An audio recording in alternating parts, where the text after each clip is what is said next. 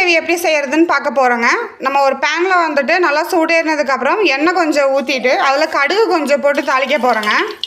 பொரிஞ்சதுக்கப்புறம் நம்ம பட்டை வந்து ஒன்று சேர்த்துக்கலாங்க. கொஞ்சம் சோம்பு, மிளகாய் சேர்த்திக்கலாங்க. வெங்காயம் சேர்த்துட்டு நல்லா வணக்கலாங்க. நல்லா வணங்கினதுக்கப்புறம் கருவேப்பிலை சேர்த்துட்டு நம்ம தக்காளி சேர்த்துக்கலாம். ப்ரௌன் கலரில் வெங்காயம் வணங்கினதுக்கப்புறம் நம்ம தக்காளி சேர்த்துக்கலாங்க. அடுத்து மேரினேட் பண்ண சிக்கன் சேர்த்த போகிறேங்க.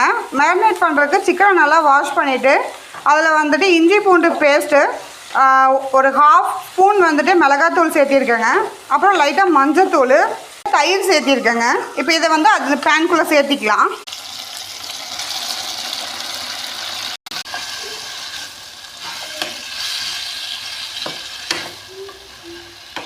கொஞ்சம் தேங்காயும் போட்டு அரைச்சி வச்சுருக்கேங்க. அதை நம்ம சேர்த்திக்கலாம். 5 நிமிஷம் நல்லா கொதிச்சிருச்சுங்க. இப்போ நம்ம சிக்கன் மசாலா சேர்த்திக்கலாம். மசாலா வந்து கம்மியாக சேர்த்திக்கிறதுனால கொஞ்சம் தாங்க சேர்த்திருக்கேன். நீங்கள் வந்துட்டு தேவைக்கேற்ப சேர்த்திக்கலாம். 1 ஸ்பூன் மசாலா சேர்த்திருக்கேங்க. நல்லா நம்ம கிளறி விட்டுட்டு ஒரு 10 நிமிஷம் நல்லா வணங்க விடலாம்.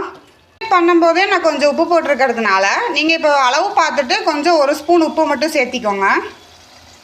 புதினா அரைக்கும் போதே கொஞ்சம் தண்ணி விட்டதுனால நாங்கள் தண்ணி நிறைய சேர்த்துலைங்க. இவ்வளோதான்.